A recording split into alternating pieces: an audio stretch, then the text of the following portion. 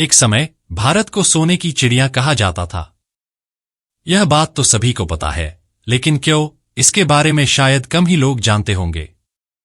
British साम्राज्य के दौरान अंग्रेज भारत से आज के अमेरिका की जीडीपी से भी 1.5 गुना ज्यादा रकम लूट कर ले गए। तो अब यहां सवाल यह उठता है कि उस वक्त भारतीय राजाओं के पास कितनी दौलत थी। इतना ही नहीं, उस समय भारत की प्रति व्यक्ति आय कितनी रही होगी। इसके साथ ही उस वक्त के राजा अपने सिपाहियों और बीरबल जैसे महानतम सलाहकारों को कितना वेतन दिया करते थे। आज के इस वीडियो में हम इन्हीं सभी सवालों का जवाब जानेंगे, बस बने रहिए वीडियो के अंत तक। बता दें कि इन सभी सवालों का जवाब जानने के लिए हमें 2-4 हजार साल पुराने भारतीय इतिहास को टटोलने की आवश्यकता नहीं है। बस हम कुछ 100 साल पीछे के इतिहासों पर ही नजर दौड़ाए तो इन सभी सवालों के जो जवाब सामने आते हैं वो बड़े ही चौंका देने वाले हैं। वैसे तो भारत में अरबपतियों की कोई कमी नहीं है। इनमें मुकेश अंबानी, गौतम अडानी, रतन टाटा, कुमार मंगलम बिड़ला सहित न जाने कितने नाम शामिल हैं। बेशक रिलायंस इंडस्ट्रीज के मुखिया मुकेश अंबानी रईसी में बेजोड़ हैं, लेकिन अब तक का सबसे अमीर भारतीय हैदराबाद के आखिरी निजाम मीर उस्मान अली खान को माना जाता है। कुछ साल पहले उनकी कुल संपत्ति $230 अरब आकी गई थी। उनकी गिनती अक्सर इतिहास के सबसे अमीर लोगों की सूची में होती है। हालांकि यह दावा कि वह भारतीय इतिहास में सबसे अमीर हैं, यह पूरी तरह से साबित नहीं किया जा सकता है। इसकी वजह एक और शासक की रईसी है और वह थे मुगल बादशाह अकबर।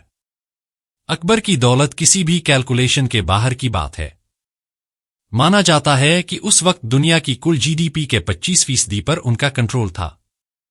अगर आपने इतिहास पढ़ा है तो आपको पता होगा कि अकबर मुगल साम्राज्य के तीसरे राजा थे। उनके पिता का नाम हुमायूं था, जिनका 47 साल की उम्र में निधन हो गया। इसके बाद महज 13 साल की उम्र में अकबर ने गद्दी संभाला, जिसके बाद उन्हें एक बड़े साम्राज्य चलाने की जिम्मेदारी मिल गई। अकबर का पूरा नाम फतेह जलाल उद्दीन मोहम्मद अकबर था।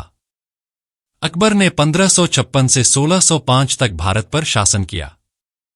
इस दौरान उसने काफी धन भी जमा किया। तो आइए जानते हैं मुगल बादशाह अकबर के पास कितनी संपत्ति थी। भारत में मुगलों की तीसरी पीढ़ी के बादशाह जलालुद्दीन मोहम्मद अकबर ने अपने शासनकाल में टैक्स व्यवस्था को काफी मजबूत किया और अपना कारोबार बढ़ाया। अकबर ने व्यापार के नए रास्ते खोलने के साथ ही नए देशों और रूट का भी इस्तेमाल किया। उन्होंने अपना कारोबार यूरोपीय देशों तक फैलाया और जमकर अपना खजाना भरा। एबरडीन एशिया और मनी.com के अनुसार 16वीं शताब्दी में अकबर का सालाना राजस्व ब्रिटेन के कुल खजाने से भी कहीं ज्यादा था। अकबर अपने शासनकाल में आज के समय के हिसाब से लगभग $10.6 अरब की सालाना टैक्स के रूप में कमाई कर रहा था।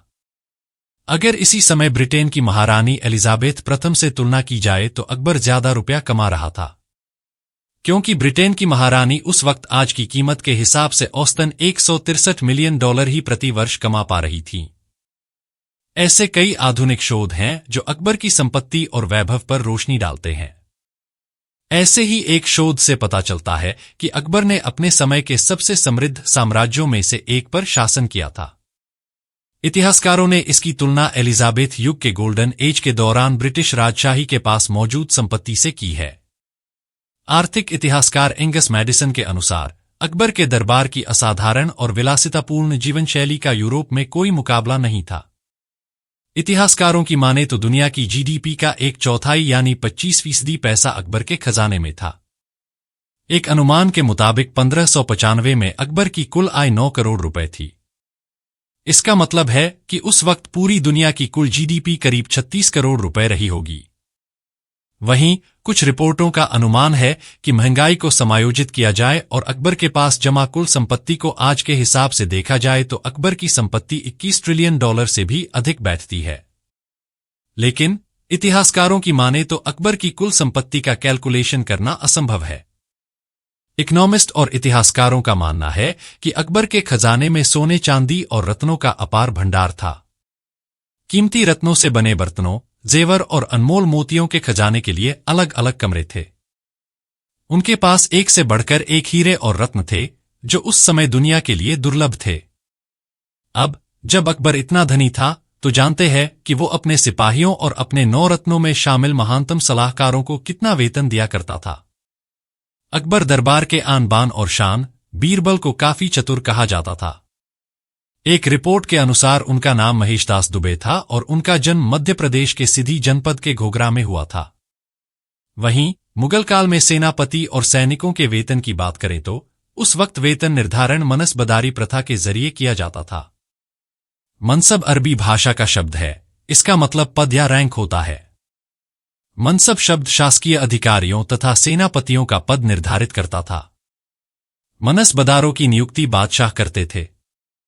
अकबर के शासनकाल में मनसबदारों की संख्या लगभग 1800 थी, जो औरंगजेब के शासनकाल के अंत तक 14,500 हो गई।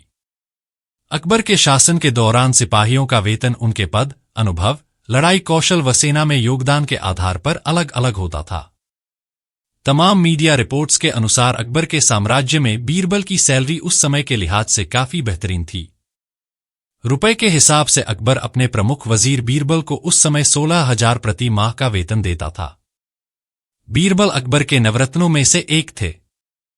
वहीं अकबर के काल में सेना के सबसे छोटे सिपाहियों को 400 रुपए हर महीने दिए जाते थे।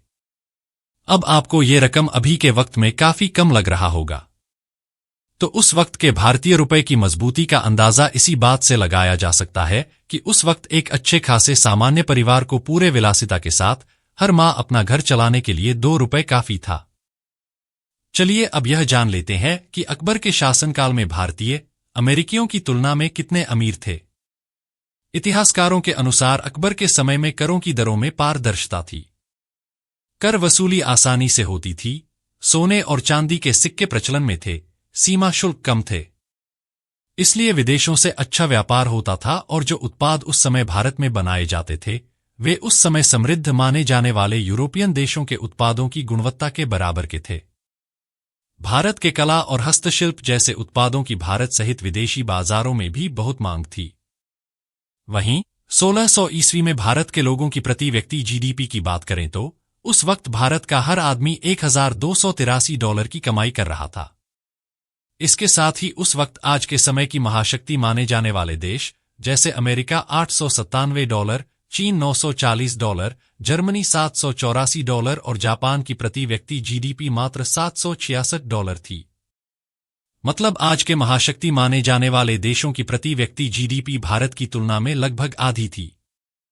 लेकिन समय के साथ भारत कमाई के मामले में इन देशों से पिछड़ता गया। इसका मुख्य कारण वे आक्रमणकारी भी रहे जिन्होंने सोने की चिड़िया कहे जाने वाले भारत पर हमला कर यहां की अकूत दौलत को लूट कर ले गए। तो फिलहाल के लिए बस इतना ही। यह वीडियो आपको कैसी लगी यह हमें कमेंट बॉक्स में जरूर बताएं। साथ ही यदि वीडियो पसंद आई हो तो कृपया चैनल को सब्सक्राइब करने के साथ वीडियो को लाइक और शेयर करना ना भूलें। धन्यवाद।